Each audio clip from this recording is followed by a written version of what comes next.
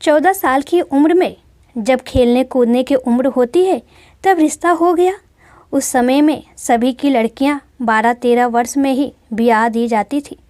शादी का मतलब भी पता नहीं होता था, बस ये सोचकर खुश होते थे कि नए नए कपड़े मिलेंगे। माँ थी नहीं तो पिताजी ने बस जो थोड़ा सा घर का काम काज सिखाया वही आता था। शादी का दिन आया और बस सारी रस्मों के बाद विदाई का वक्त भी आ गया। रोती रोती डोली में बैठकर ससुराल पहुंच गई। इतनी आलीशान हवेली देखकर मन ही मन बहुत खुश हुई। तभी सासू माँ की आवाज़ आई, अरे जल्दी से कलश लाओ, बहू आ गई है। और मैंने घूंघट की आड़ से अपनी सास को देखा। आंखों से एकदम सख्त मिजाज की लग रही थी। मुझे सच मानो थोड़ा डर गई थी उन्हें देखकर। सारी रस्में खत्म होते होते रात हो गई थी। बिस्तर पर लेटते ही नींद आ गई। सुबह सुबह नौकरानी ने आकर जगाया था कि चलो रसोई बनाने की रस्म है। तैयार होकर रसोई में गई और खीर बनाई। सबने तारीफ भी की, पर सासू माँ ने कमी निकाल दी। साथ ही साथ हिदायत भी दे दी कि अब बचपन छोड़कर कुछ काम काज सीख लो। 15 दिन बाद मेरे पति को भी हॉस्टल जाना था, क्योंकि वह तब बीए कर रहे थे। खैर अमर भी हॉस्टल चले गए और मैं अकेली रह गई अपनी सास और ससुर के साथ। बीच बीच में अमर चिट्ठी लिखते थे, पर पहले सासू माँ पढ़ती थी, बाद में मेरे पास आती थी। उम्र कम होने की वजह से इतना फ़र्क नहीं पड़ता था। मेरे अकेलेपन का साथी था आम का पेड़।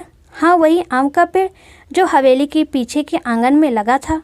उस आम के पेड़ के नीचे एक कच्ची मिट्टी का कमरा भी बना हुआ था, पर वो पेड़ फल नहीं देता था, इसलिए सारे हवेली वाले उस पेड़ को बांझ कहते थे। पर मुझे न जाने कि उस पेड़ से बहुत प्यार था। जब काम से निवृत्त होकर कुछ फुर्सत के पल मिलते थे तो एक वही पेड़ मेरा साथी होता था। उसको देखते हुए मैं अपनी सारी थकान भूल जाती थी। 2 साल बीत गए और मैं 16 की हो गई। अमर की भी स्नातक की पढ़ाई पूरी हो गई थी। आज अमर वापस आ रहे थे। सासू माँ सुबह से ही तैयारी में लगी हुई थी। खुद ही रसोई में जाकर सारा जायजा ले रही थी। मैं भी बहुत खुश थी कि अब मुझे अकेले नहीं रहना पड़ेगा। 16 श्रृंगार के साथ मैं पूर्ण स्त्री की तरह महसूस कर रही थी। आज मांग का सिंदूर कुछ अलग ही लालिमा लिए हुए था। शायद वो लालिमा मेरे चेहरे पर भी दिख रही थी। तभी तो मेरी सास ने मुझसे कहा कि जा अपनी नज़र उतरवा ले, अमर आ गए हैं। हवेली की हलचल से पता चल गया था। मुझे खाने पीने से निवृत्त होकर सब आराम करने चले गए। अमर भी कमरे में आ गए थे और मैं बस शर्म से लाल हुई जा रही थी। तभी अमर ने मुझे तोहफा दिया, एक सुंदर लाल साड़ी। पर मेरे लिए तो अमर का वापस आना ही सबसे बड़ा तोहफा था। हमने ढेर सारी बातें की, जिनमें कुछ शिकायतें भी, कुछ प्यार था। समय बीतता गया और 2 साल कैसे बीत गए पता ही नहीं चला। अमर मैं एक दूसरे के साथ बहुत खुश थे।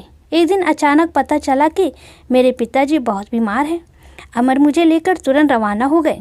पिताजी मुझे देखकर बहुत खुश हुए, जैसे मेरे लिए ही अपनी सांसों को रोका हुआ था। और फिर मुझे अमर के हवाले करके वो इस दुनिया से चले गए। भीगी आंखों से अपने पिता को विदा किया। अब मेरा सब कुछ अमर और उसका परिवार ही था। समय गुजरता गया और अमर ने अपनी लॉ की पढ़ाई भी पूरी कर ली और अब वो सरकारी वकील कहलाने लगे थे। पर भगवान ने मुझे अभी संतान सुख नहीं दिया था। अभी तो सासू माँ दबी जुबान में बोलती थी, पर धीरे धीरे उन्होंने अपना रुख कड़ा कर लिया। अमर बहुत व्यस्त रहते थे अपने काम में, सो वो मेरे पीछे सारा दिन पड़ी रहती। धीरे धीरे सारे गांव में ये बात फैल गई कि हवेली की बहू बांझ है। तीर की तरह चुभता था ये सब, पर कुछ कह नहीं पाती थी, सिर्फ आंसुओं से दिल हल्का करती थी। अमर मुझे दिलासा देते थे, पर लोगों का व्यवहार अंदर ही अंदर मुझे खोखला कर रहा था। अभी मेरी उम्र ही क्या थी, सिर्फ 19 साल, और लोगों ने मुझे बाज बना दिया। बचपन से ही शरीर से दुबली पतली थी मैं, फिर भी माँ के मरने के बाद ठीक से पालन पोषण भी नहीं हो पाया था। एक दिन अमर जब दोपहर के खाने पर घर आए तो सासू माँ ने फरमान सुना दिया कि हम अमर की दूसरी शादी करेंगे। उफ, इतना बड़ा धोखा अमर कैसे दे सकते हैं? मुझे नहीं, ऐसा नहीं हो सकता। बत्ती बुझा दो, मुझे सोना है। अमर, कुछ बात करनी है आपसे। मैं थक गया हूँ धानी, मुझे सोना दो। अमर, क्या आप दूसरी शादी करेंगे?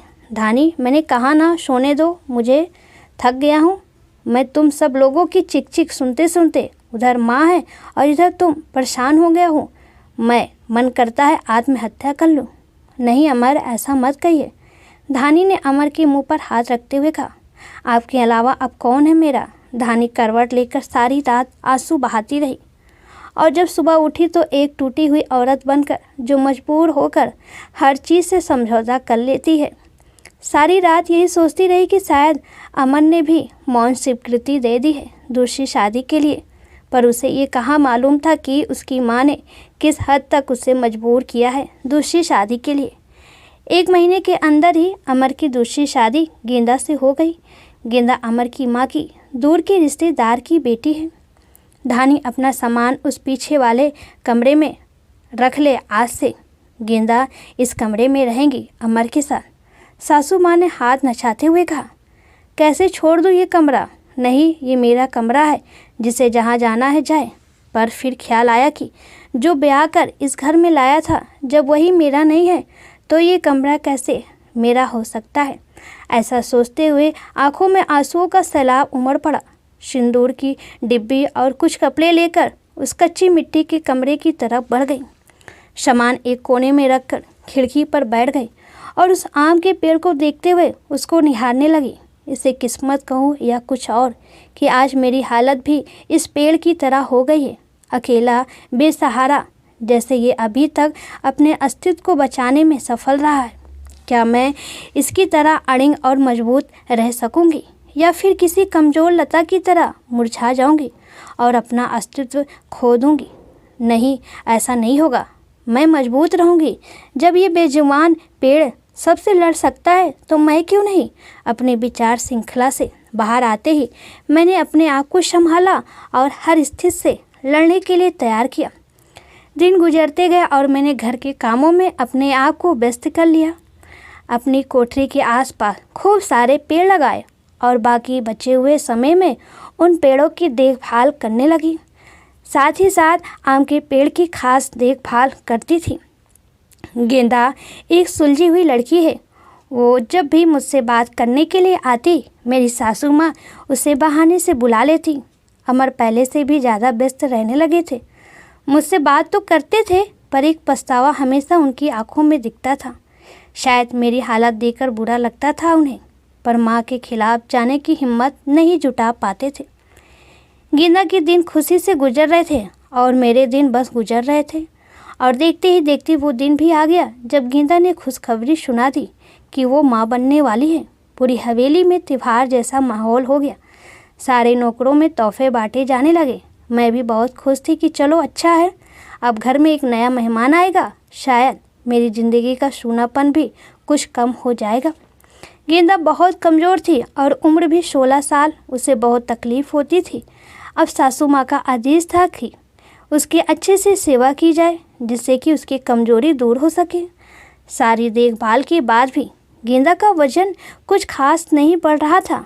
एक दिन चिंतित होते हुए मैंने अमर से कहा भी कि गेंदा को शहर में किसी अच्छे डॉक्टर को दिखा लाओ, पर सासू माँ ने ये कहकर मना कर दिया कि हमारे भी बच्चे घर पर हुए हैं और अमर की वही पुरानी आदत की अपनी माँ के खिलाफ वो जा ही नहीं सकते थे।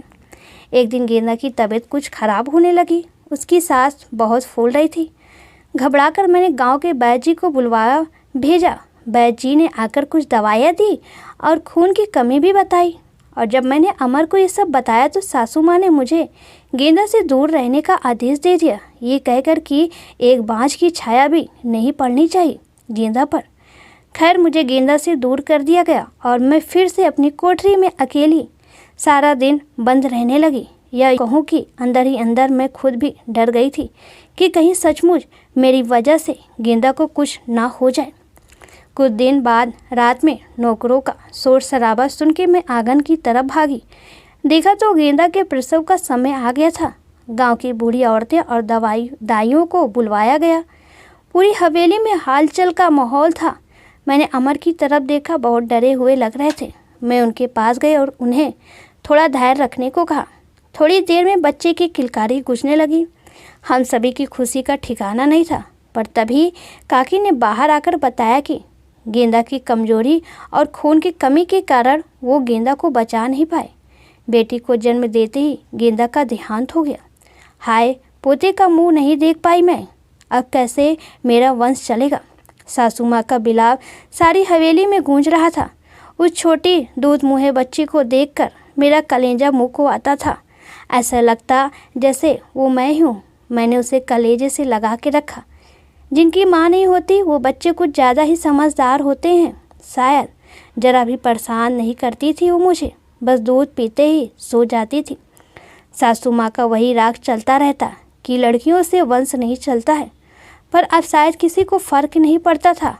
अमर अब पहले से खुश रहने लगे थे। ऑफिस से आते ही मेरे कमरे में आते और गुड़िया को खिलाते।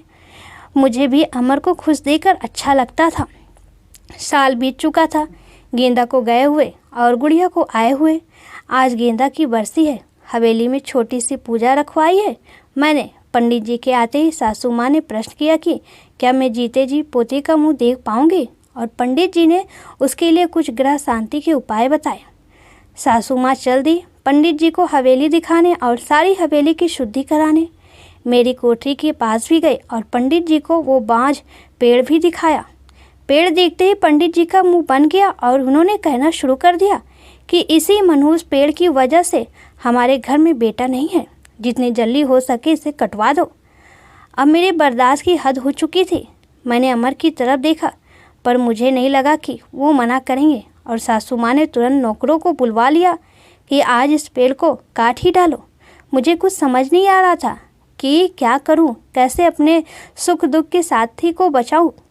जैसे वो कुल्हाड़ी लेकर पेड़ काटने आगे बढ़ने लगे, मैं फुर्ती से भागकर उस पेड़ से लिपट गई और विनती करने लगी कि पेड़ को छोड़ दो, पर वो लोग नहीं मान रहे थे।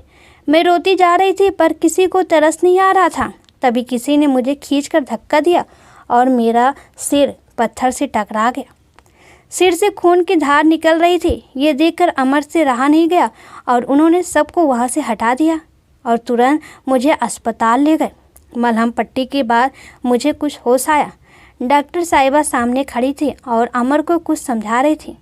सासू माँ भी वहीं थी और उनके चेहरे से पता चल रहा था उन्हें अपने किए पर अफसोस है। डॉक्टर, क्या अब हम इसे घर ले जा सकते हैं? अमर ने पूछा। हाँ, अब आप इन्हें ले जा सकते हैं, पर ख्याल रखिएगा कि अब ऐसा दोबारा ना हो, क्योंकि ऐसी हालत में ऐसे गिरना ठीक नहीं होता है। ऐसी हालत? डॉक्टर, क्या हुआ है इसे? अमन ने घबराते हुए डॉक्टर से पूछा। अरे, आप लोगों को नहीं पता, अब ये माँ बनने वाली है, तो इनका अच्छे से ख्याल रखिएगा। ये सुनकर किसी को भी यकीन नहीं हुआ। सब बस एक दूसरे को देखे जा रहे थे और मैं तो बिल्कुल यकीन नहीं कर पा रही थी। सासू माँ की आंखों में पछतावे के आंसू थे। मेरे सर पर हाथ रखकर बस इतना ही कह सकी कि मुझे माफ़ कर दो, और मैं मुस्कुराकर उनसे लिपट गई जैसे मैं अपनी माँ से लिपटी हूँ।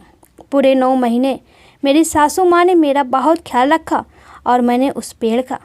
आज मेरी डिलीवरी होनी थी। सासू माँ समय से मुझे अस्पताल ले गई ताकि जो गलती उन्होंने गेंदा के समय की थी वो अब ना हो। बधाई हो, आपके पोता हुआ है। नर्स ने सासू माँ को खबर सुनाई और सासू माँ ने हाथ से अंगूठी निकालकर नर्स को दी। वो खुश थी, पर इस वजह से नहीं कि पोता हुआ है, बल्कि इस बात पर कि मैं बिल्कुल ठीक हूँ। हवेली में धूमधाम थी। सब खुश थे कि हमारा परिवार पूर्ण हो गया था बेटी और बेटे के आने से, और ये खुशी कहीं और भी पनप रही थी। वो उस आम के पेड़ में फला रहे थे। शायद हम बहुत जल्दी चिंता करने लगते हैं फल मिलने की, पर हर चीज़ का एक समय होता है दोस्तों। कुपोषित शरीर हो या पेड़, दोनों ही फल नहीं देते।